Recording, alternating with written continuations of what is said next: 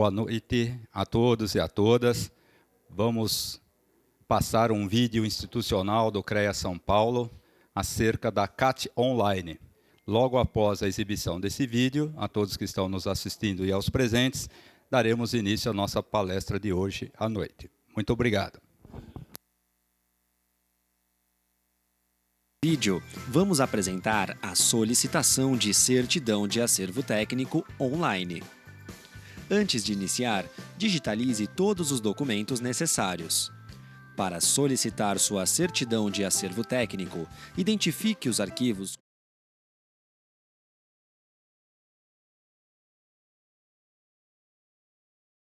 Antes de iniciar, digitalize todos os documentos necessários. Para solicitar sua certidão de acervo técnico, identifique os arquivos com os nomes dos documentos. Pode ser feito mais de um upload para cada tipo de documento solicitado. Assim, se o documento for maior do que 10 MB, o tamanho máximo permitido, ele deverá ser dividido.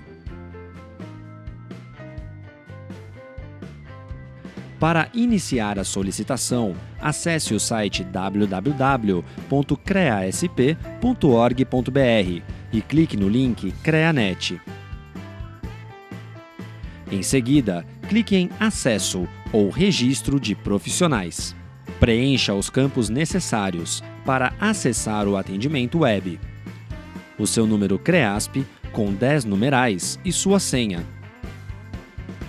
Após acessar o sistema, vá para o menu Solicitações e selecione a opção Solicitar acervo técnico para iniciar o seu requerimento.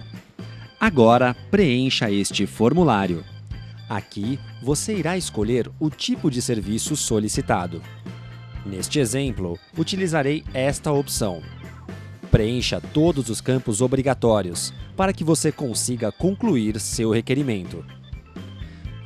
No campo Descrição de atividade, você deverá preencher conforme a ART, execução da obra ou prestação de serviço.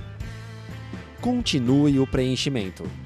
No campo Termo de Responsabilidade Técnica, leia todas as informações e, estando de acordo, clique em Li e Aceito as condições. Depois de inserir informações em todos os campos, anexe os documentos que você digitalizou, de acordo com o campo específico de cada um. Os arquivos devem estar legíveis e válidos. Aqui será obrigatório o upload da ART, constando a assinatura do profissional. Caso você tenha iniciado o preenchimento do formulário, mas não teve tempo de concluí-lo ou de anexar os documentos, clique no botão Salvar rascunho para salvar o processo e concluí-lo depois. Neste caso, os anexos não serão salvos. Após preencher todos os campos e fazer o upload de todos os documentos obrigatórios, clique na opção Confirmar. Observe que já foi gerado um número de protocolo. Após finalizar seu requerimento, o sistema gerará um boleto de taxa para pagamento no banco. Após 48 horas, em média, o banco envia os dados de pagamento do boleto. Seu requerimento, então, é enviado eletronicamente ao CREA, que vai analisar o seu pedido e informá-lo sobre as fases da análise até sua conclusão. Após 72 horas do vencimento do boleto, se o banco não confirmar o pagamento, uma notificação de cancelamento da solicitação será enviada para você via e-mail. Caso houver falta de documentos ou erro de preenchimento, você receberá um comunicado por e-mail. Acesse novamente o formulário para corrigi-lo ou anexar documentos, conforme solicitado pelo CREA. Você também pode acompanhar o andamento do seu protocolo pela internet, clicando no menu Solicitações e, em seguida, Acompanhar serviços solicitado. Caso a sua solicitação for deferida, o CREA comunicará por e-mail que sua certidão de acervo técnico está disponível para impressão, por meio dos serviços online. Neste caso, o atestado apresentado já estará vinculado a ela e não precisa mais de carimbo nem chancela. Ou seja, não há necessidade de comparecer em uma das unidades de atendimento.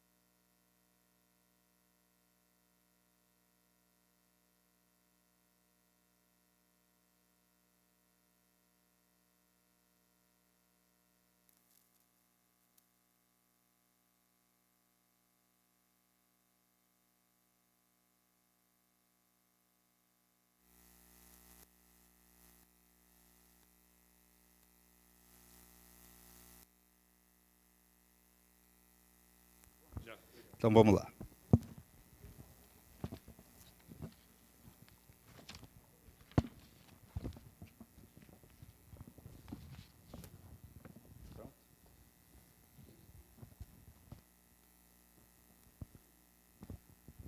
Boa noite a todos e a todos.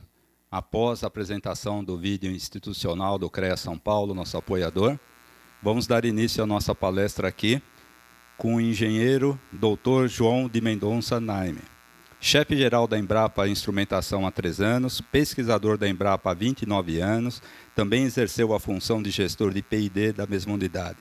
Formado em Engenharia Elétrica pela Universidade de São Paulo, a ESC aqui da cidade, é mestre em automação e doutor em ciências da engenharia ambiental pela USP. Tem experiência em desenvolvimento de equipamentos e software para análise de propriedades físicas do solo.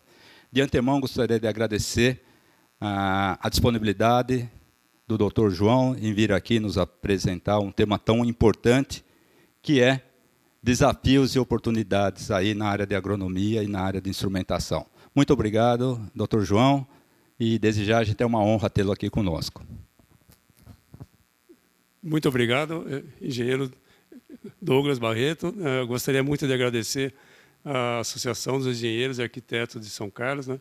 Uma satisfação muito grande poder falar um pouco da Embrapa, né? Uma unidade específica da Embrapa para vocês aqui, falando sobre tendências, né? As oportunidades, os desafios que tem para o Brasil como nação, para se desenvolver, investir em inovação e naquilo que nós acreditamos muito, que é a vocação do Brasil, a agropecuária, né? Onde nós temos chances de ter sucesso, de estarmos na vanguarda e dar uma contribuição importante para todo o planeta. Então, o tema da nossa apresentação é inovação e tecnologia na agropecuária, né? A gente vai passar aí falando de desafios, oportunidades, quais são as tendências, né, que a gente tem detectado, né? E alguns exemplos, né, resultados da Embrapa Instrumentação, né, que ela compõe, né, é uma das 42 unidades da Embrapa, né, faz parte da rede Embrapa de pesquisa agropecuária. A Embrapa tem essas 42 unidades espalhadas por todo o território nacional, né, desde Amapá, né, com a Embrapa Amapá, até Pelotas, no sul, né, Passo Fundo. Então, passando por todos os biomas, aí, temos unidades de produtos, né, aquelas que são mais conhecidas, né, mais óbvias, né, Embrapa Soja, Embrapa Gado de Corte, Gado de Leite, Milho e Sorgo, Uva e Vinho e por aí vai, né? E também temos as unidades ecorregionais, né, que estão preocupadas com a preservação ambiental dos biomas e o desenvolvimento socioeconômico também dessas regiões. Então, temos, por exemplo, a Embrapa Pantanal, a Embrapa Amazônia Ocidental, Amazônia Oriental, Embrapa Semiárido, Embrapa Clima Temperado, né, aí trabalhando os biomas do Brasil. E também temos as unidades chamadas temáticas, e temas básicos, né, que tem muita pesquisa básica e também, né, com foco na inovação. E um exemplo delas é a Embrapa Instrumentação, também temos a Embrapa Informática, a Agrobiologia, Recursos Genéticos e Biotecnologia, né, a Embrapa Solos, e essas unidades elas tratam de temas transversais, né, todas a rede Embrapa utiliza dos conhecimentos dessas unidades temáticas, né? Então, ela tem um eixo transversal bastante longo, né? Então, para contextualizar, né, talvez esse dado já está se tornando bastante popular, né? A população, né, estima-se que a população global em 2050 estará entre 8 e 10 bilhões, né, mais precisamente entre 9 e 10 bilhões de habitantes, e o incremento de produção de alimentos, né, para satisfazer toda a necessidade, né, da população, principalmente lá na Ásia, o Sudeste Asiático, né, a classe média está emergindo, né, exigindo alimentos de maior qualidade, consumindo mais proteína, mais carne, né? é estimado um acréscimo aí de 70%, né, do aumento de produção de alimentos para 2050, e a OCDE já coloca, né, que desses 70%, 40% tem que ser produzido no Brasil. Aqui no Brasil que tem condições, tem água, solo, clima, né, a gente pode, aqui no Brasil, se dá o luxo de ter 2, 3 safras no mesmo ano. Isso baseado em muita tecnologia, a gente vai comentar para frente, né? Qual é a situação hoje, né? O Brasil, né, que na década de 60, 70, era um importador de alimentos, né? Acho que a maioria de nós aqui lembramos, né, que feijão, leite, arroz, né, coisas básicas aí, eram importados naquela época, e hoje o Brasil é o terceiro maior exportador de alimentos, né? Ficando atrás apenas dos Estados Unidos, né, a União Europeia aqui com seus 28 países, né, e a estimativa, né, que o Brasil já será o maior exportador de alimento em 10 anos. Mas para isso, né, nós precisamos fazer a nossa lição de casa aqui, né? Isso não vem de graça, né? A gente precisa investir em tecnologia e criar condições para que isso aconteça, né? E para que isso possa acontecer, né, é muito importante, né, que nesse estudo já um tanto antigo, mas estima-se que esse número já esteja muito mais relevante hoje, né? A tecnologia, qual é a influência do trabalho, da terra e da tecnologia como um fator de produção, de aumento da produção. Qual é a importância, né? Estima-se que hoje já é mais de 70%, né? Devido à tecnologia que nós conseguimos avanços, né? Aumentar a produtividade no campo, e hoje com um desafio maior ainda de preservação ambiental. Nos anos 60, 70, bastava colocar mais adubo, né? Utilizar mecanização, fazer a movimentação de solo, né? Tudo, corrigir pH, né? E está tudo certo. Hoje não, né? Hoje tem a preocupação ambiental com a preservação do solo, da água, as matas nativas e tudo mais, né? Então, mais ainda a necessidade de conhecimento, tecnologia, né? O que se passaram, né, ao longo dos anos, né? Tivemos 3 revoluções, né? A Revolução Verde, né, que eu estava comentando, né, de maior uso de mecanização, né, de correção do solo, o uso intensivo de agrotóxicos ou defensivos, como outros preferem, né?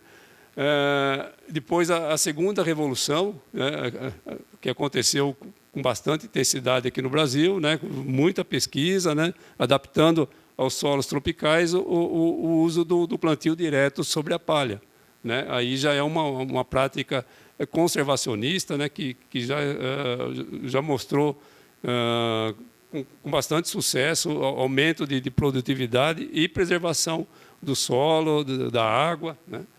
E o que está ocorrendo, essa evolução hoje, que já está aí com em torno de 15 milhões de hectares implementados, né, a integração lavoura, pecuária, floresta, né? Quando você consegue aí 3, 4 ou até 5 safras, né, se você considerar a palhada, a matéria orgânica, a matéria seca que você colhe de capim, né?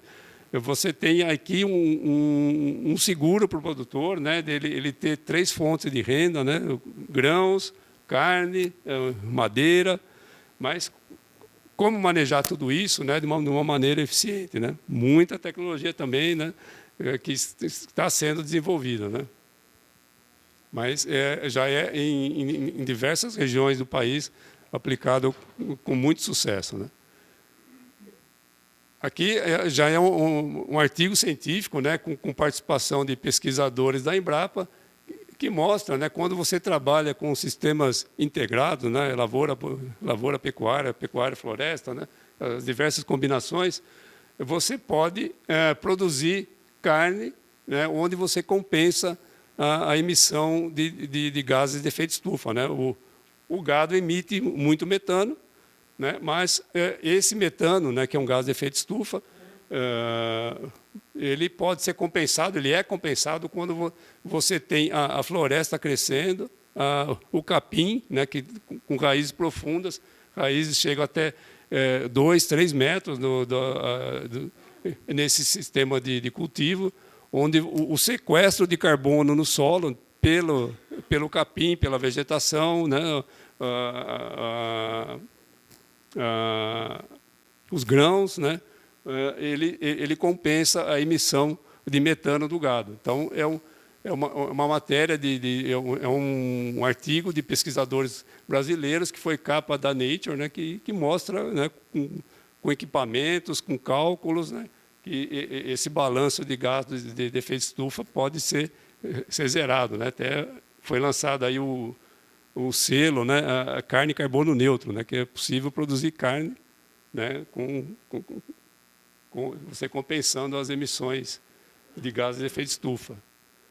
E já entrando sobre tendências, né, o que tem sido falado hoje muito, né, tem várias buzzwords aí, né, palavras da moda aí, agricultura inteligente, agricultura 4.0, agricultura digital, mas o que se tem, né, na verdade, né, é uma congregação, né, uma reunião de conhecimentos, né, de áreas do conhecimento para você, de fato, implementar a chamada agricultura inteligente, né? Você ter aí, você poder manipular átomos, né, com a nanotecnologia, manipular genes com a biotecnologia, a utilização, né, da tecnologia de informação e comunicação, né? Você ter a computação, você utilizar inteligência artificial, né, mimetizando neurônios, né, e a parte sensorial, né, você aí tentando compor um ser humano, né, você ter sensores, né, a parte sensitiva, atuadores, né, as mãos, né, e utilizando a instrumentação, né, para você ter o desenvolvimento de sensores e atuadores, para você automatizar os processos, né, você poder atuar na lavoura baseado em conhecimento, né, em processamento de um grande volume de dados, né, baseado em experiências anteriores, você atuar na lavoura, aplicar os insumos da forma mais racional. Então, o que se pretende, né, com os autônomos, né, já existem diversas empresas aí que estão trabalhando com veículos autônomos, né, o produtor lá ficar assistindo, né, à distância, pela internet, ele monitorando a produção, né, todas as fases de preparação do solo, de colheita, né, dele poder aproveitar a parte melhor da vida dele, né? Então, quais são as áreas do conhecimento, as competências necessárias para realizar, né, essa agricultura 4.0, né, muito pensando, né, como a indústria 4.0, de você ter as coisas, né, os sensores conectados, né, entre si, né, a internet das coisas, você poder levar a internet das coisas para o campo, né? Você vai ter sensores de solo, né, monitorando as propriedades físicas e químicas do solo, sensores nos animais, né, avaliando a sanidade, o cio, o comportamento do animal, sensores para as máquinas, os implementos, medindo o desempenho do trator, do implemento,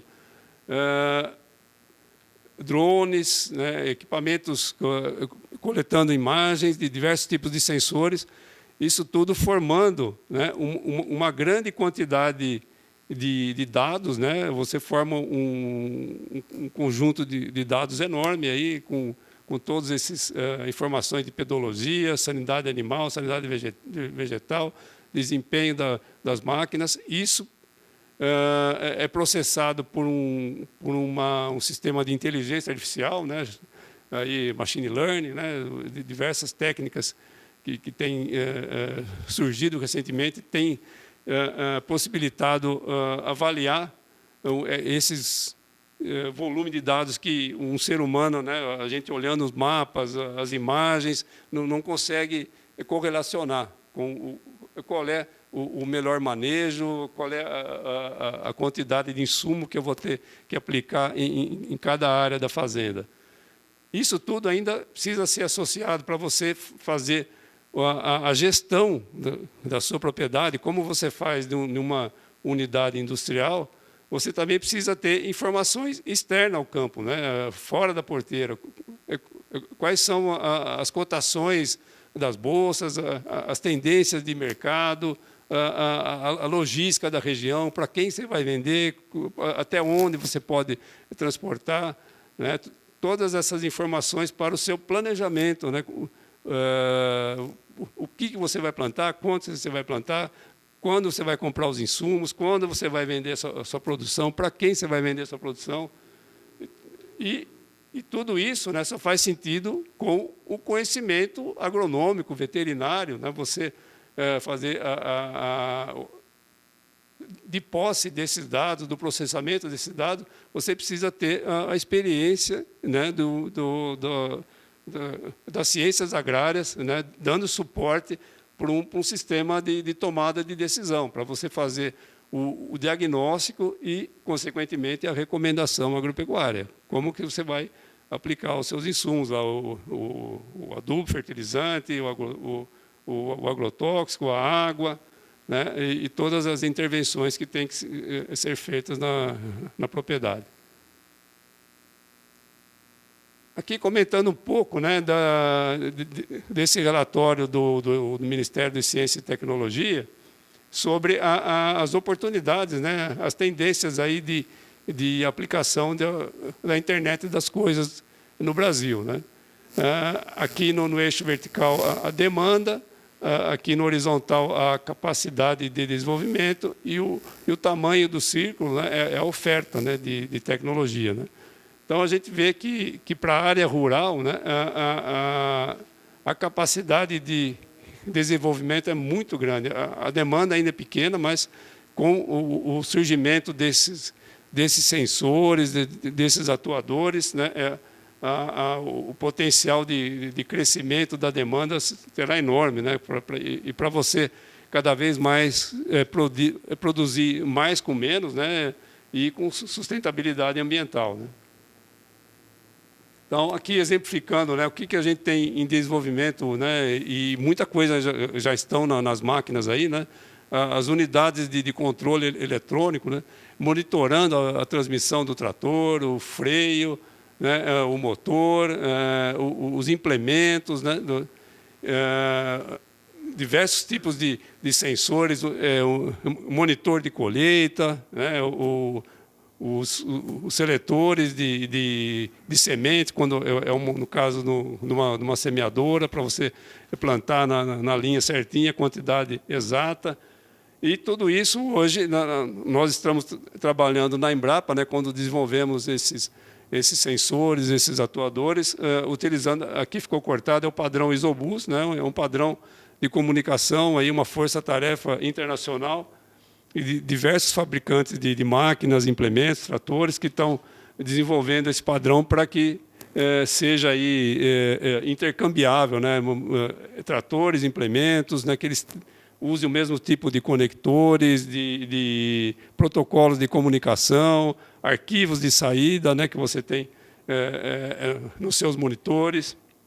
Hoje em dia é muito difícil isso, não existe a compatibilidade. Então, esse padrão da norma ISO aqui vem para resolver esse problema, né? E no animal, né, já existem diversos tipos de sensores em desenvolvimento, alguns já estão até no mercado, né? Sensores, os biosensores para monitorar doença, mastite, né? sensores para detectar o cio da vaca, como é que ele está caminhando, o quanto que está emitindo de gases, de metano, temperatura, pressão sanguínea, tudo isso já é o referenciado. Você tem aí oportunidades de desenvolver esses sensores, né? Tem uma rede de comunicação, né? Usando os animais até como uma rede de comunicação, né? Aqui um exemplo, né, já entrando em desenvolvimentos da Embrapa Instrumentação, né, é uma parceria que esse Miran, né, um veículo autônomo, que ele está sendo construído, desenvolvido para transportar nele essa tecnologia de LIBS, né, a espectroscopia de plasma induzida por laser, né, a mesma que a NASA usa nas missões em Marte, né, para analisar o solo, rochas, né? É um laser de alta potência, né? Bem focado, que ele gera um plasma no material, no solo, e analisando o espectro, né? A luz desse plasma, você pode determinar todos os elementos químicos ali presentes, né? Você detecta e quantifica todos os elementos químicos.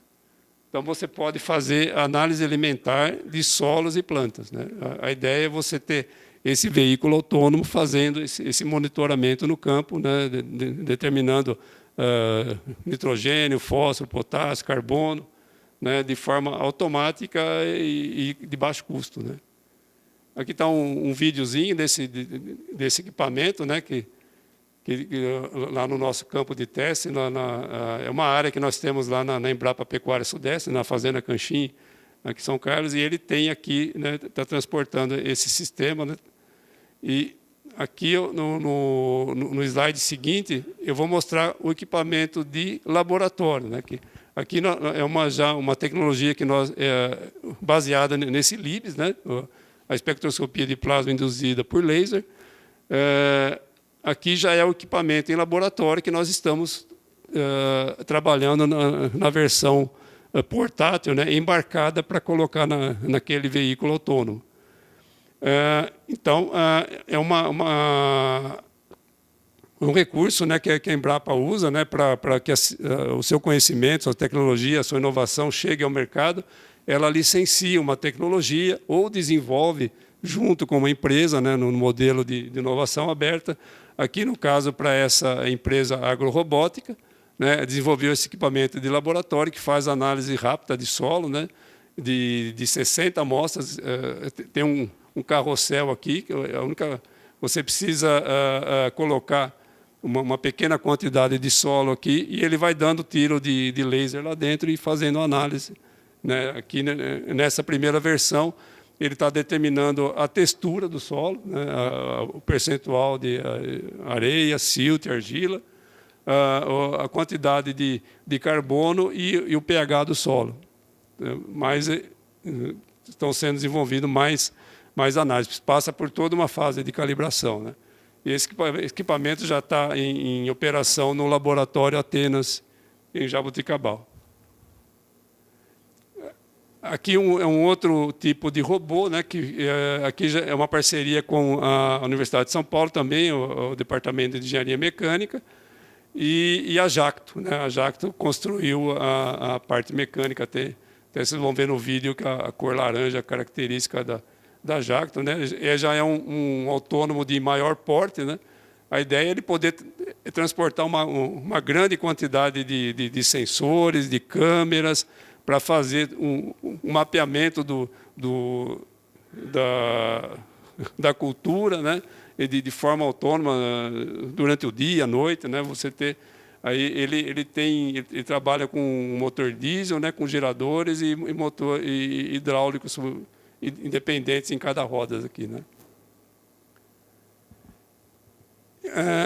Essas técnicas, né, diversos tipos de metodologias, sensores que nós desenvolvemos, né, nós temos utilizado em pesquisas, em trabalhos em área de produção, né. Aqui nós temos em andamento um projeto com o Instituto Mato Grossense do Algodão, né, em parceria com a Embrapa, em áreas aí para levantamento de fitonematóides, né? Um grande problema na cultura do algodão é a infestação por nematóides, né? Que provoca aí uma série de aplicações de nematicidas, né? Um custo enorme de produção, né? Então, estão sendo feitas diversas análises, né, de química, de física do solo, né, levantando a produtividade, histórico de manejo, né, e levantamentos de infestação, né, de causa e efeito, né, devido à compactação do solo. Muita desses problemas com nematóides, né, estão relacionados à compactação do solo e nós temos desenvolvido técnicas, né, de manejo para reduzir operações, né, e reduzir a compactação do solo.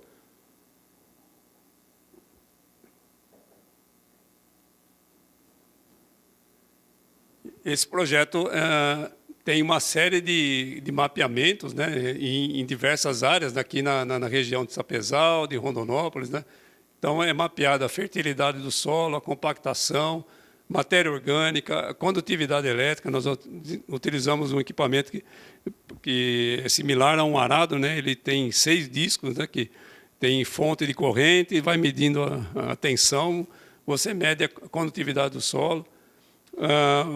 O mapa de nematóide, imagem de sensoriamento remoto usando o drone, sensoriamento remoto usando imagem de satélite, o mapa de produtividade, né? Que são gerados pelas coletadoras, né? E o mapa de aplicação de insumo e o mapa de presença de bicuda. É uma série de levantamentos que são feitos, né, para você ter, como eu mostrei naquele slide anterior, um sistema de gestão, de acompanhamento, você medir uma série de parâmetros para você fazer uma intervenção mais assertiva, né? Você ter uma quantidade de dados suficiente para você fazer uma avaliação e uma gestão, né? Você possa ter, né, de fato, a extração de conhecimento, né, e realimentar fazendo as intervenções. Aqui é uma outra técnica, né, que nós já temos desenvolvido há muitos anos, né, vem sendo desenvolvida a utilização de imagens aéreas, né, utilizando, na época eram chamados VANTs, né, veículos aéreos não tripulados, agora os drones, né, diversas, asa fixa, asa móvel, né, para o processamento que a Embrapa tem desenvolvido muito é processamento de imagens aéreas para diagnóstico, né. E recentemente nós realizamos um projeto em parceria com a Qualcomm, né, a Qualcomm, não sei se todos estão familiarizados, é a empresa que produz os processadores dos celulares, né, de todos os dispositivos móveis, de TVs, né.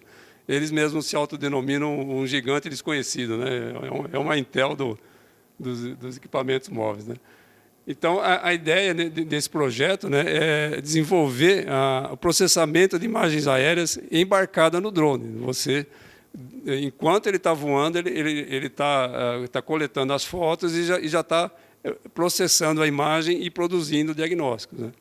Então, o projeto ele propôs, né, colocar embarcado nele aquela placa Snapdragon, acho que 790, equivalente a um Samsung S5, para fazer esse processamento, né? Isso, o interesse deles é criar mercado para vender, né, mais processadores, né? Mas, não sei se está ligado o áudio aí. Deixa eu voltar. Está ligado?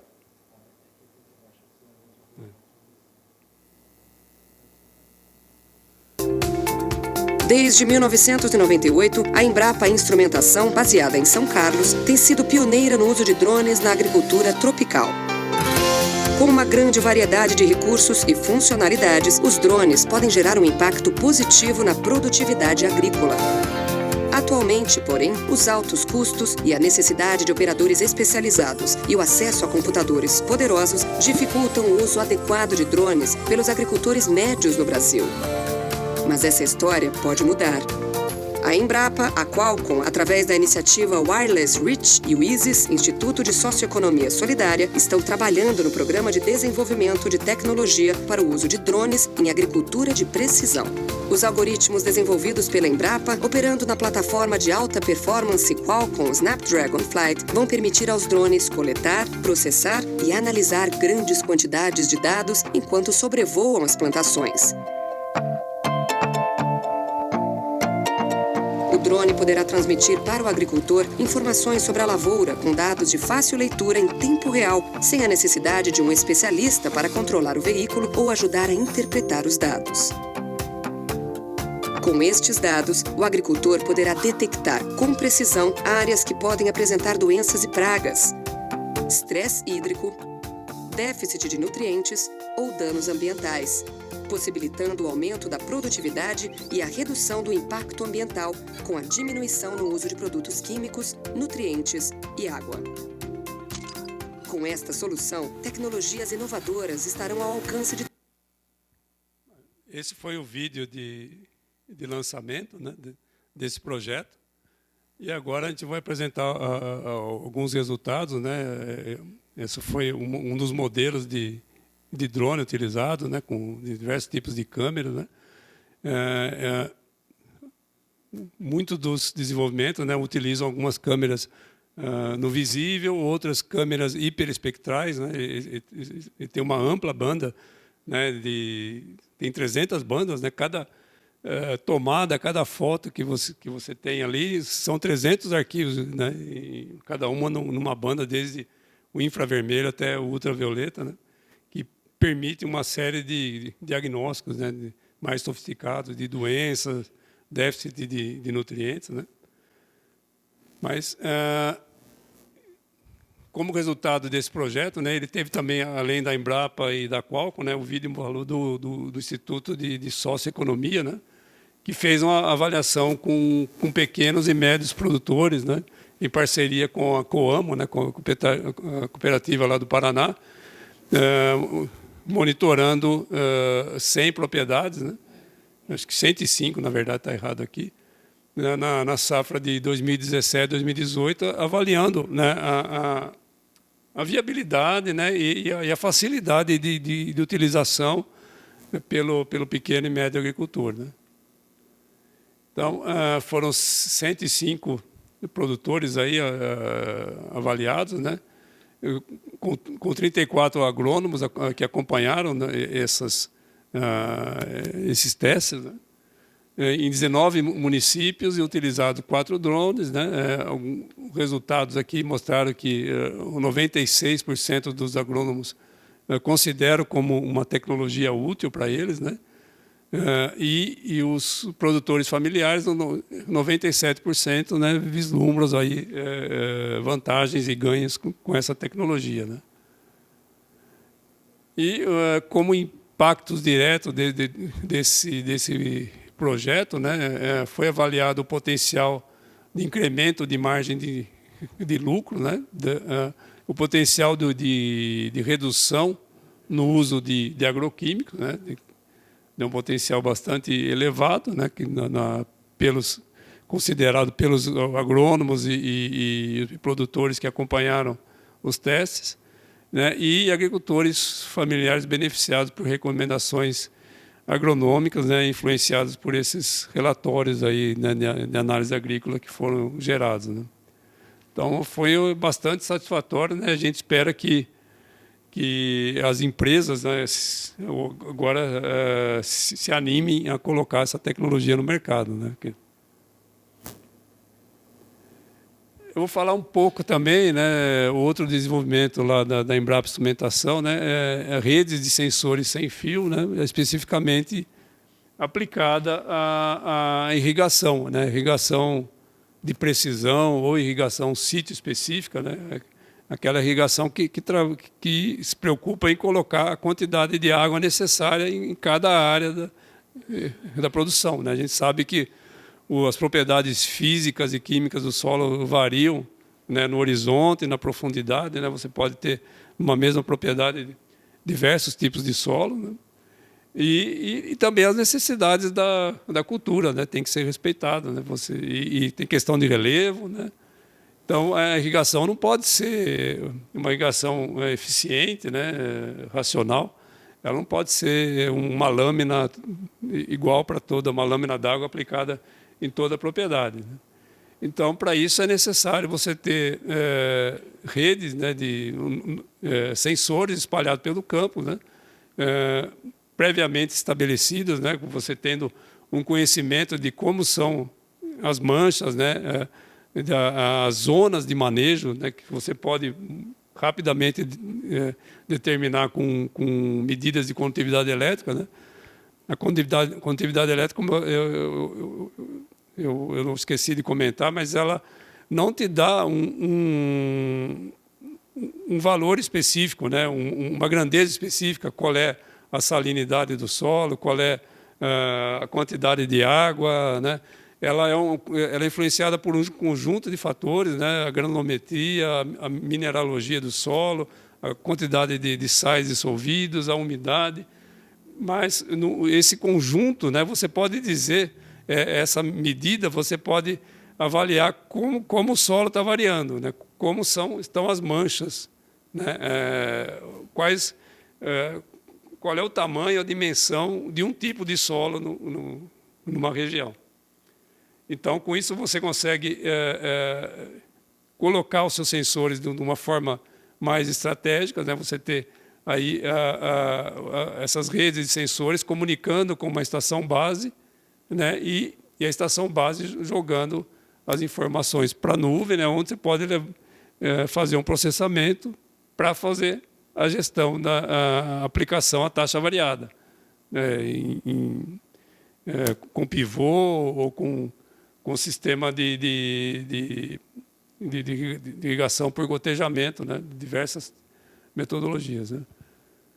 Então, você tem aí o sensor, né, a parte de processamento, né, numa rede de sensores sem fio, o rádio, né, o rádio para comunicação, né, a gente tem utilizado ao longo do tempo aí o Zigbee, né, agora estamos utilizando o LoRa, né, o sistema Sigfox. Alguns comentários, né, essas tecnologias já estão suficientemente maduras, mas ainda, né, o custo, né, de sensores, de rádio, ainda é um tanto proibitivo para você ter em larga escala, né? Você precisa de uma amostragem, né, bastante representativa para você fazer, de fato, uma irrigação sítio específica, né? E tem uma série de sensores, né, que já estão com a tecnologia bastante maduras, avançadas, né? E ainda, né, existem muitos desafios de pesquisa, né, que a Embrapa tem trabalhado com os parceiros, as universidades, né, para determinar parâmetros químicos, né, nitrato, potássio, né, diversas substâncias aí que são importantes, mas a evolução tem acontecido, né.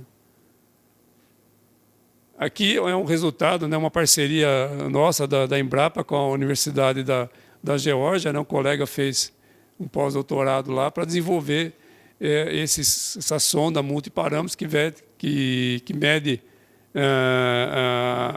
temperatura e umidade em diversas profundidades e também os íons dissolvidos no solo, né?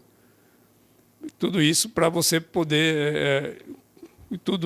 aqui tem a parte de transdução e radiocomunicação, né? Esse sistema eletrônico está embutido nesse sensor, né? E já uma série de sensores que a Embrapa Instrumentação desenvolveu e já estão no mercado, né?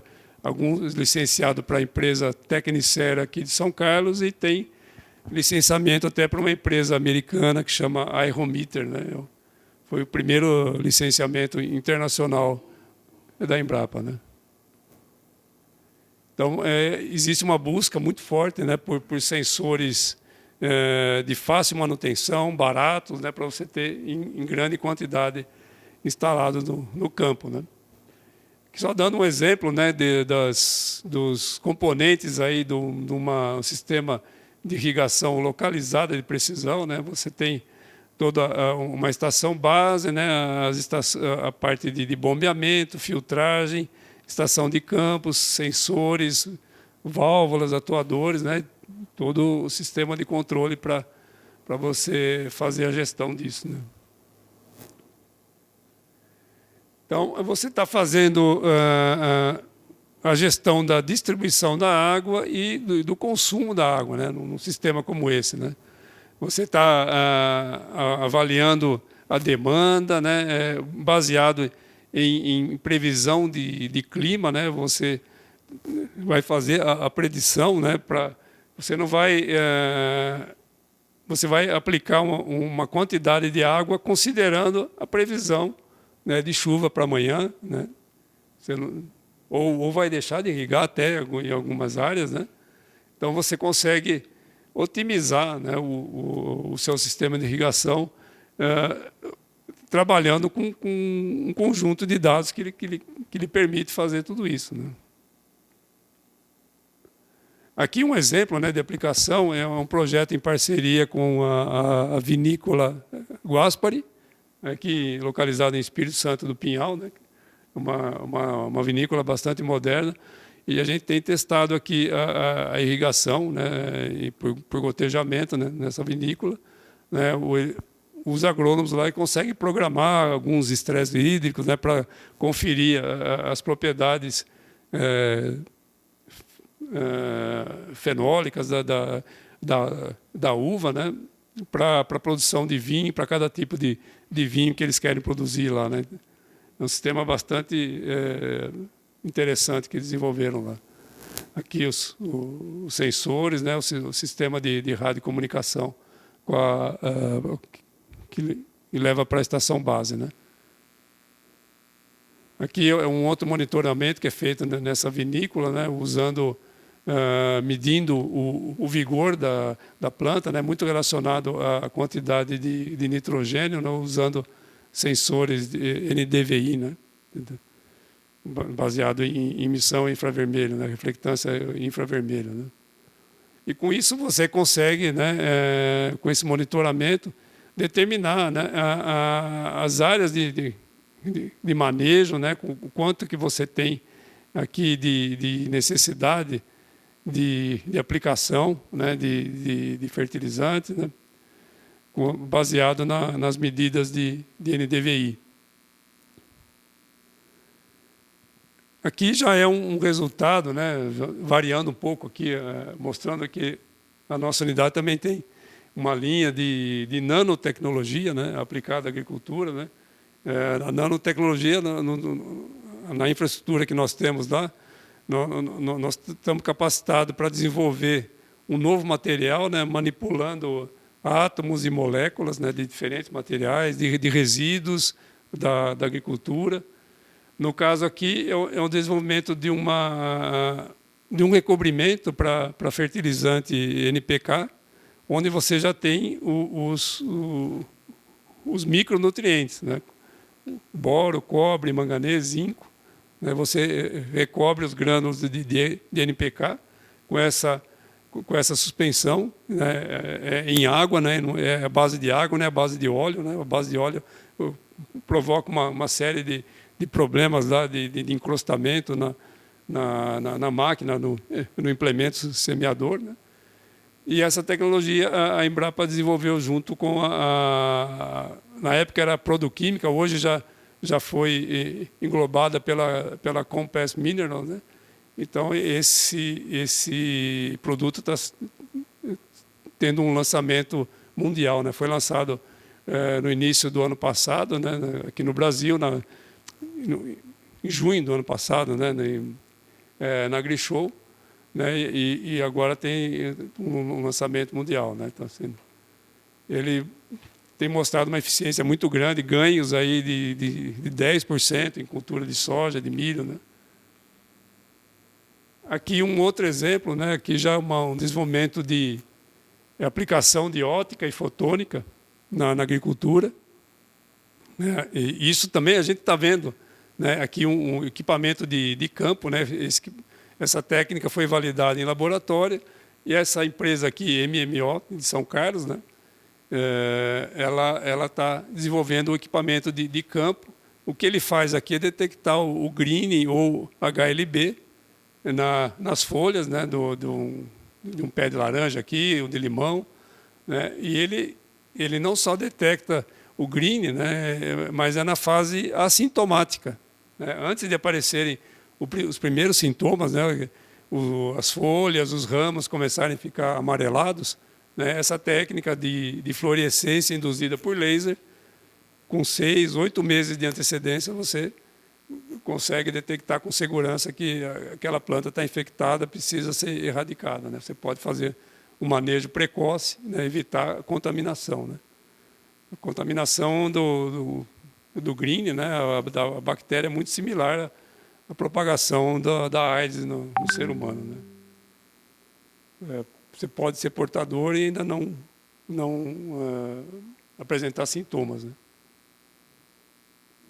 Então, é uma tecnologia licenciada e o que a gente deseja, né, desse equipamento no campo, para você fazer um scanner, né, uma varredura rápida para levantar um mapa de infestação e poder fazer a intervenção, né?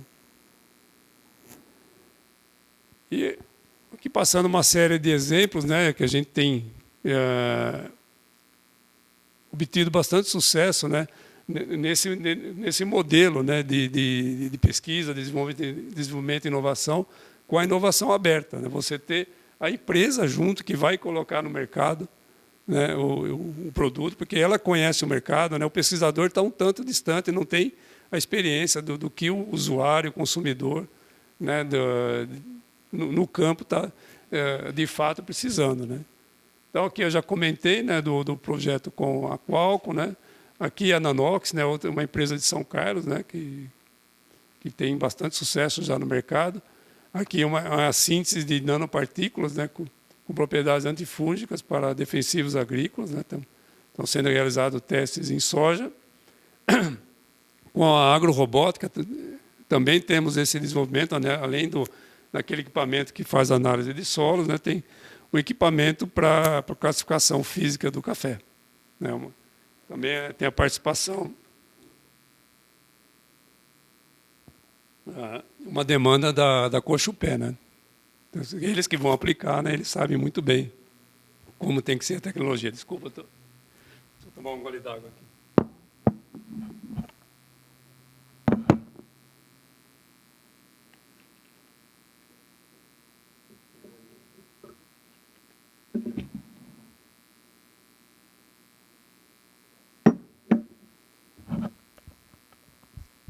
Então, a Cochupé tem financiado, né, e avaliado a tecnologia conforme ela está sendo desenvolvida, né? Temos uma parceria com a IBM, né, com o projeto PIT-FAPESP, né, aqui já trabalhando no gerenciamento de riscos, né, de você desenvolver uma lavoura para você poder prever, né, avaliar riscos, né, numa cadeia produtiva, né? E esse projeto de irrigação, né, que iniciou no meados do ano passado, né, aqui você tem um financiamento da União Europeia, né, o chamado Horizonte 2020. Temos aí uma parceria com a Universidade Federal da ABC, de Pernambuco, a FEI, né, a RNP, e internacionalmente na Universidade de Bolonha, uma universidade aqui um centro de pesquisa da Finlândia, né, que ele tem a parceria com a empresa Fokken do Rio Grande do Sul, que produz esses pivôs. Então está trabalhando com irrigação de grãos, né, utilizando pivô, irrigação em vitivinicultura na Itália, aqui não foi colocada, tem na Espanha também, em citros, né? Irrigação em citros. Então, é um projeto bastante abrangente aí de aplicação dessa irrigação sítio específica, né? E aqui são também inovação aberta, já financiamento PIP-FAPESP, né? Aqui são materiais com aplicação em indústria automobilística, em construção civil, né? Esses materiais de fibra longas aqui, termoplásticos, né? com compósitos híbridos, né? São materiais bastante leves e resistentes, né? E com propriedades elásticas interessantes, né? Utilizando, né, resíduos vegetais, né? Você está aproveitando resíduos de agroindústria, né? Que geram problemas ambientais, né? Você pode aí ter aplicações industriais para eles, né? E com a Bionano, né, produção de nanocristais de celulose, né? Também são materiais de reforço bastante importantes, né? Com aplicações em pintura, né? Diversos materiais automobilísticos também, né? Materiais de interesse da indústria, né? Esses nanocristais a parte mais forte da madeira, por exemplo, né? Você está elevando em muito, né, a capacidade de resistência à tração, compressão, né? Bom, é isso, dando uma visão geral, né, do quais são os desafios, né, para o desenvolvimento de tecnologia, inovação, né, e alguns exemplos, né, que nós damos uma visão geral do que a Embrapa Instrumentação tem desenvolvido, né? Muito obrigado.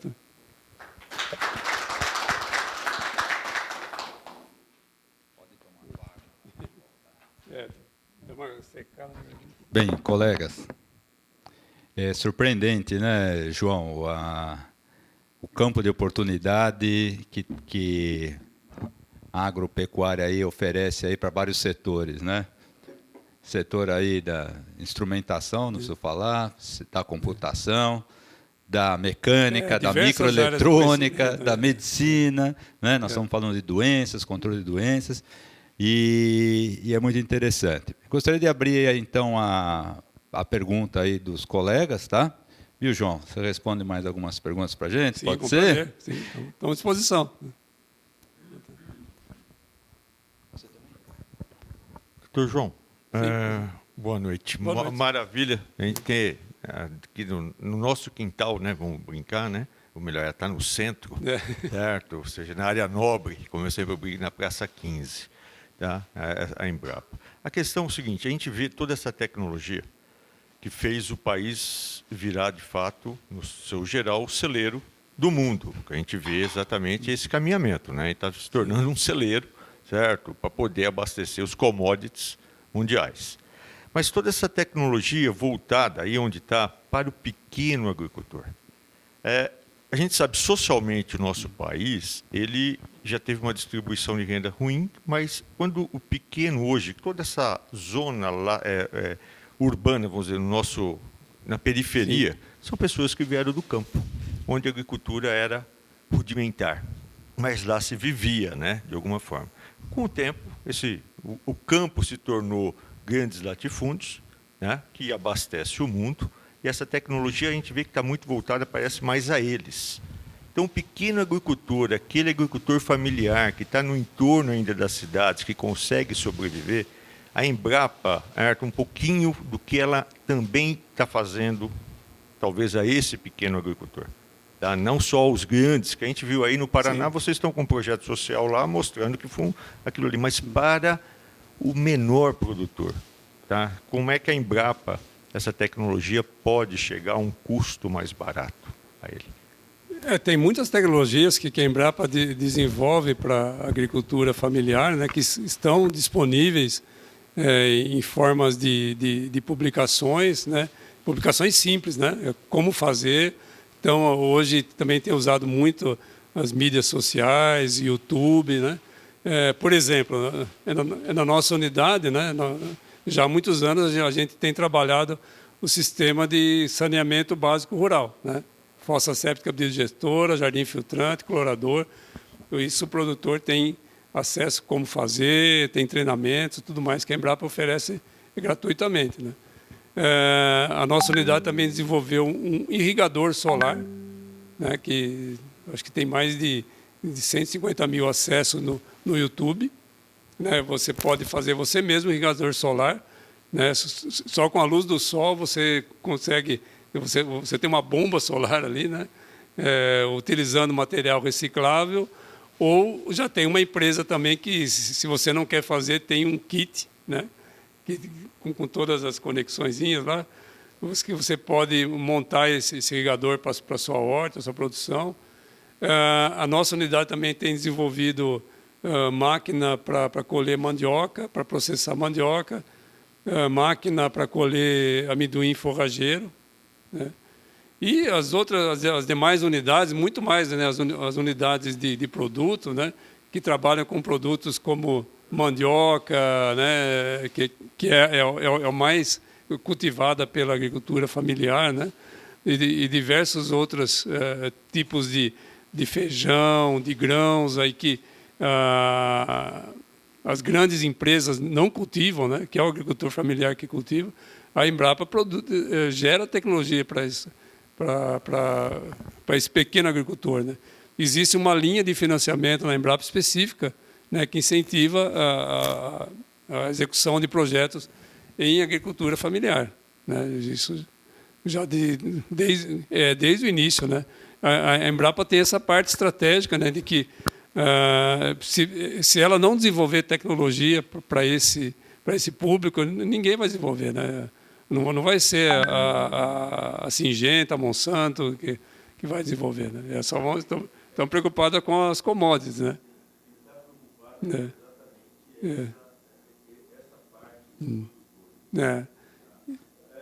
De pequenos animais, né? Caprinos, ovinos, né? Você ter nichos de mercado que só em hortaliças, né? Tem a Embrapa Hortaliças lá em Planaltina, perto de Brasília, que trabalha com diversas culturas típicas que é só agricultura familiar, né? Que trabalha, né? Em pequenas hortas, né? Algumas coisas, algumas cultivares específicas, né? De algumas regiões, né? Pequi, por exemplo, só a Embrapa vai trabalhar com isso, né? Que vai desenvolver pesquisa nisso, né? Não, é muito bom, bom saber, porque às vezes a gente vê a Embrapa como desenvolvendo tecnologia para commodities. E não, certo? Ela está preocupada em todas as áreas. Sim, como atuando, por exemplo, na África, que vocês também estão fazendo alguns estudos, pelo que eu sei, na África. É real isso? Para fazer a África também ser talvez um dia, não o celeiro, mas pelo menos eles poder matar a fome? Com a redução de recursos, né? O projeto África foi muito reduzido ou quase anulado, né? Porque nós tínhamos escritórios de negócios na África, né? De difusão de tecnologia, porque muito do que foi desenvolvido aqui no Brasil, né? De manejo de solo, de sementes, implementos, né? Plantio direto, pode ser aplicado, né? Diretamente lá, pela semelhança de solo, clima, né? Das condições, mas hoje está faltando recurso, política de Estado que incentive, que permita que a Embrapa continue com esse projeto. Infelizmente, ele foi... É a última pergunta. Vocês têm é questão política do país. Né? Vocês também têm a dessalinização das águas no Nordeste, as águas salobras. É o projeto de vocês de usar a própria... a luz solar com as placas? Não, essa tecnologia já existe, não é da Embrapa. O que a Embrapa faz é a utilização dos resíduos de um dessalinizador para você fazer a alimentação de peixes, né, para você associar com a dessalinização. O pequeno produtor, aí, o agricultor familiar, ele pode criar peixes, gerar adubos, né? Gerar alguns aditivos para o solo, né? Utilizando os resíduos. A Embrapa tem investido nesse desenvolvimento, ela já tem tecnologia para isso. Agora, a dessalinização, não. Né? O processo de dessalinização... Não, porque a ideia de vir o projeto israelense para o Nordeste, tá? Que é algo altamente, que eu entendo, custoso, certo? Em relação aos projetos que a gente já tem no Brasil, tá? E vocês têm, exatamente, pegar uma água de um poço tubular, tá? Que tem uma salinidade alta, tá? Ou relativamente ela é salubre, mas existe uma tecnologia mais barata, na qual o resíduo, ao que eu estou entendendo, ela pode ser ainda utilizado. Sim. Diferente das células, que você vai fazer a filtragem a um custo muito alto, eu não sei... Eles têm utilizado para cultivo de camarão de água doce, né? Utilizando os resíduos do dessalinizador. Ok, certo, mas não das células filtrantes que nem se usam, vamos dizer, em Israel ou em alguns locais. Não é a mesma coisa. Os pesquisadores da Embrapa, né, os analistas, têm feito também, ensinado a montar e manter um dessalinizador. Né? Orienta, né, faz trabalho junto com as prefeituras e tudo mais para essa parte de difusão de tecnologia. A Embrapa faz muito também. Né? Obrigado, doutor João. Obrigado. Boa noite, doutor. Boa noite. Foi um prazer, assim, achei demais a palestra. Sou um apaixonado pelo setor agro. Eu ia tocar até num ponto que meu nome é Juliano, não sei se eu falei, até num ponto que o Laerte falou. Hoje nós temos uma distribuição fundiária no Brasil péssima, né? A gente tem 70% dos pequenos que ocupam 11% da área, enquanto os grandes ocupam 55%. Aí eu acho que você já respondeu essa pergunta, o que a Embrapa faz para mudar esse cenário, né? Você já tocou nesse assunto. O outro ponto que eu queria tratar, doutor, era a questão da irrigação. Consome muita água. Se a Embrapa tem alguma coisa nesse sentido de estudo, para a gente diminuir um pouco esse consumo na agricultura, que é muito alto. Exatamente essa irrigação de precisão, né? A irrigação em sítio específica, você racionaliza, porque hoje em dia, né, não se tem um controle, né?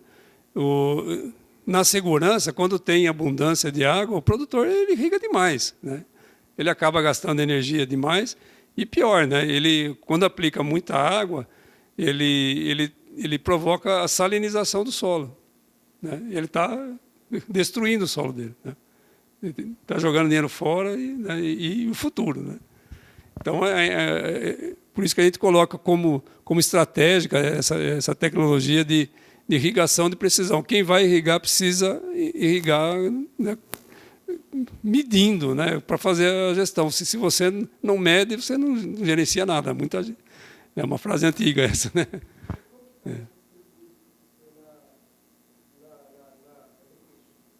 Então, hoje é muito pouco ainda, né? Porque devidamente justamente devido à falta de sensores baratos.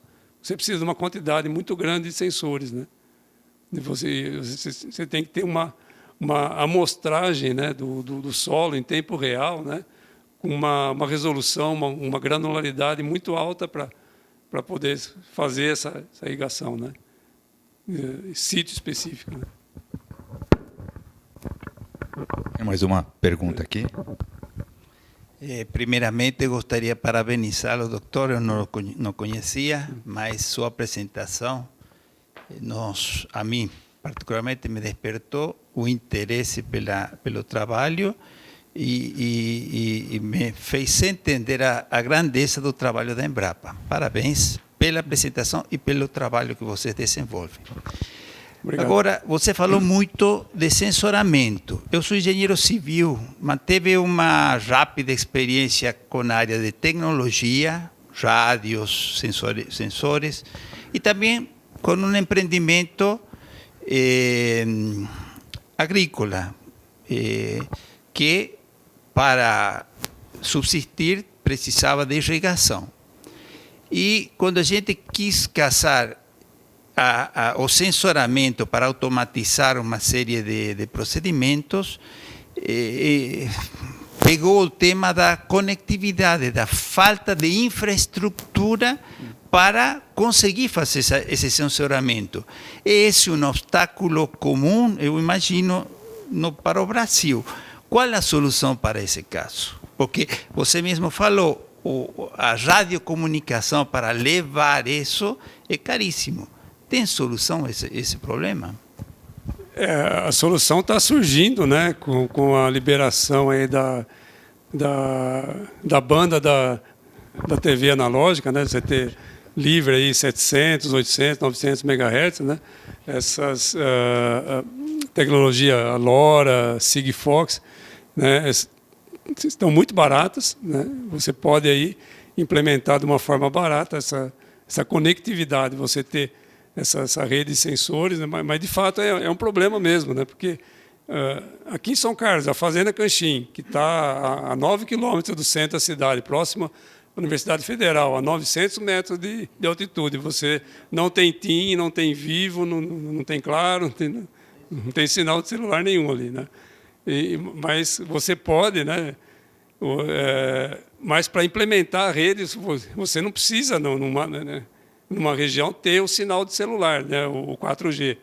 Mas você vai precisar de uma estação base, né? A partir dessa transmissão, utilizando a tecnologia LoRa ou Sigfox, você vai precisar de uma antena lá, um ponto de captação para jogar para a nuvem ou para uma central de processamento na cidade, né? ou na sede da fazenda, né? Mas a preocupação está colocada, né? Eu participei daquele congresso FutureCon, né? Da área de comunicação. Em 2017, eu participei de uma mesa redonda que eu levei essa demanda, né? da tecnologia no campo agropecuária, né? Essa tendência mostrando para eles que tem um mercado enorme, né? Com a internet das coisas no campo, né? Eles vão poder vender muito, né? E agora, já em 2018, né, na versão da FutureCon 2018, já tinha lá as prestadoras de tecnologia celular, elas já estavam se unindo, montando projetos de compartilhamento de torres de transmissão para levar a conectividade ao campo, né? Estão vendo aí, já enxergaram o tamanho desse mercado, né? Que você precisa colocar o produtor, né, conectado, né? As máquinas mesmo, né, das grandes empresas, né, estão exigindo, né, essa conectividade, né? Boa noite, muito obrigado aí pela palestra. Fugindo um pouco do contexto do tema da palestra, que é a agronomia, vamos dizer assim, eu ouvi a palavra arquitetura, né? Desculpa, que palavra? Arquitetura. Arquitetura.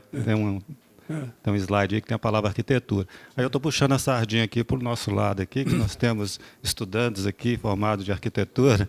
Aí eu queria perguntar, existe campo para o arquiteto na Embrapa? Numa multidisciplinaridade assim, sei lá, de tarefas, de pesquisa? Eu entendo a palavra arquitetura lá no contexto, lá, mas eu queria puxar a sardinha por lá de cá. Arquitetura de... urbanismo, de planejamento, não sei. De imediato...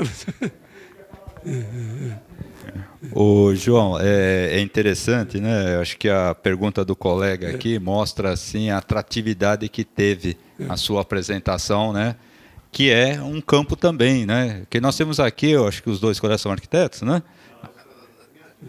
Então, eles têm como formação arquitetos e urbanistas, né? Sim.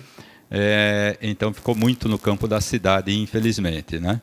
Mas pode ser uma abertura do próprio currículo do curso de arquitetura, incluir a organização do campo, né? Porque nós estamos tendo agora vicinais, nós estamos tendo caminhos, eu diria assim, o sitiante, o fazendeiro, o agricultor fica isolado muitas vezes. Hoje não, né, não vamos falar do grande agricultor, mas do pequeno e médio, ele fica isolado, que poderia ter algum tratamento, né? Como a gente fala, ter equipamentos urbanos de lazer, poderia ter equipamentos rurais de lazer, que são os famosos vilarejos, nós temos as festas das fazendas, né? Aí eu acho que é um campo. Eu ia falar que tinha mais uma pergunta aí, por favor. Mas eu só queria, eu acho que talvez por ignorância minha de não conhecer, né, todo o potencial de aplicação da arquitetura, eu não saberia dizer, mas talvez em planejamento, né, de fazenda, ambiência animal, né, de você ter currais, né, que o animal tenha um conforto melhor, né? Talvez, eu acho que existe, eu acho que aí nessa questão de bem-estar animal, eu acho que sim, né? Parabéns pela palestra. Obrigado. E parabéns pelo trabalho da Embrapa, né? Sim. Que é maravilhoso. Eu tenho duas perguntas. Uma é assim: a nossa infraestrutura de transporte ainda é o grande gargalo para escoar a safra? Para o Brasil realmente ser um grande exportador de qualquer dúvida. coisa relacionada a agro? Sem dúvida. Esse é um tema recorrente, né, nos congressos da ABAG, né, da Associação Brasileira de Agronegócio, né? Já foi tema principal, acho que em 2014, e vem todo ano, né, o pessoal batendo nisso, que muitas regiões lá região de alta produção de grãos lá do Mato Grosso, Goiás, Tocantins, Matopiba, né, fronteira agrícola ampliando, tudo mais, mas não tem como ter um escoamento adequado, né?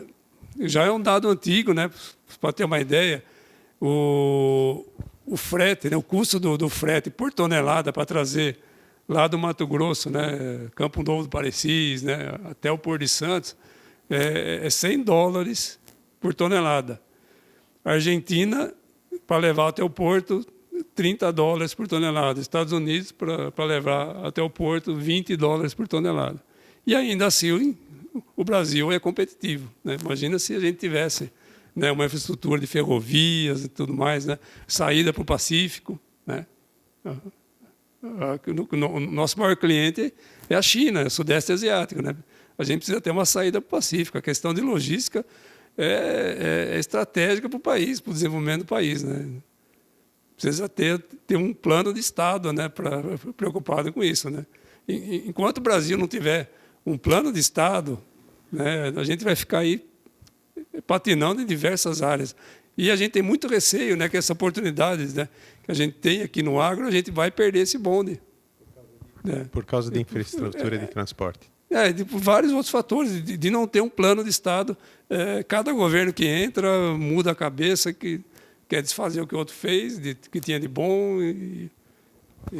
A segunda pergunta é assim, eu sou engenheiro mecânico, né? Então eu ouço muito falar em carro elétrico, ônibus elétrico, caminhões elétricos, né? Sim. Eu sempre fico pensando, tem eletricidade para todo mundo, né? E o que eu vejo assim, o etanol e a cana-de-açúcar saiu do holofote, porque assim, a experiência do Brasil em uso alternativo de combustível, se eu não me engano, é a maior do mundo, né? Não tem nenhum outro país no mundo que teve um uso tão intenso de um combustível renovável aplicado em automóveis, né? A gente vê carro elétrico, só que assim, eu não vejo um híbrido com motor a álcool. A Toyota acho que vai lançar agora em novembro. Aí, mas esse carro está desde 2000, ele já existe, né? Aquele Prius, né? Então, assim, saiu do foco, ou seja, o etanol morreu? Então, é uma política... Não existe uma política de Estado consistente, né? Teve um governo que incentivou, né? Criaram 70 usinas, investiram, né? Aí, dali a pouco, perdeu o incentivo, 70 usinas. O carro que era só a álcool, né? Eu lembro, eu tive um carro, um Del Rey a álcool 1.6, fazia 13, 14 km por litro. Aí você compra um carro flex agora, o que ele faz? Né? Ele não é bom nem com gasolina, nem com álcool, né? E por que não volta um carro só a álcool, né? E com toda a tecnologia que tem hoje, né? De direção elétrica, injeção eletrônica, multiponto, não sei o quê, né? Ignição individualizada e tudo mais, né? Qual seria o rendimento desse motor, né, hoje? Né? Boa noite. A gente, fora do ramo, né, não sabe quanta coisa bacana que você mostrou aí. Mas o interessante é o seguinte, a AgriShow, que tem aqui em Ribeirão Preto, é um espetáculo, né? Mas me parece que não chega no pequeno produtor, não chega, porque não tem dinheiro. Os grandes grupos econômicos comandam tudo. Traz a tecnologia de fora, compra as terras do Brasil todo. Daqui a pouquinho nós vamos ter um monte de joint ventures aí, usando só mão de obra barata do Brasil, mesmo com custo alto de transporte até o porto, mas o custo da mão de obra é tão barata que no fim compensa. E cada vez o Brasil vai ficando menos brasileiro. É só multinacional, levando tudo que tem aqui, remetendo os lucros para o exterior. A AgriShow é máquina, né? É tecnologia em movimento lá, que eles, essas máquinas, poucas delas, né, o pequeno produtor necessita ou tem condições de comprar, né? E a outra, qual é o ramo de negócio que está mais avançado no termo de usar essas tecnologias? É café, é laranja, é o que é soja? O que é que tem mais coisa moderna nessas tecnologias que você mostrou aí? É soja, milho, algodão, né? Esses são os mais capitalizados, né? Os grandes, as grandes commodities, né? Bem, e a cana, né? Aqui em São Paulo, né? São Paulo, cana, citros, né? Colegas, eu acho que o conjunto aqui de perguntas muito interessantes, né? Saímos aí da tecnologia para uma posição de país, até abrir um caminho para o Pacífico aí, né? Um caminho pacífico para o Pacífico, né?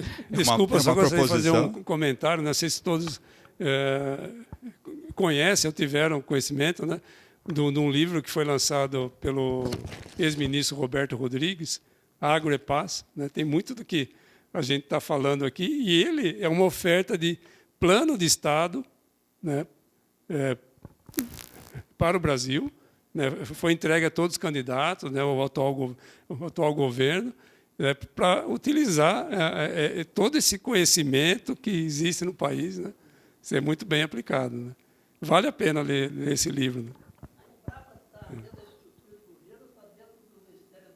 Agricultura, é vinculado ao Ministério da Agricultura. Bem, colegas, agradeço aí a sessão de perguntas por conta da nossa programação aqui, mas o João pode responder algumas perguntas aí logo após aqui a sessão. Gostaria de agradecer a presença de todos, mais uma vez a deferência do Dr. João em vir aqui expor essa maravilha que a Embrapa vem desenvolvendo, e gostaria de passar para o Dr. João o nosso livro de 45 anos e um certificado da sua brilhante palestra, e agradecer a todos aí.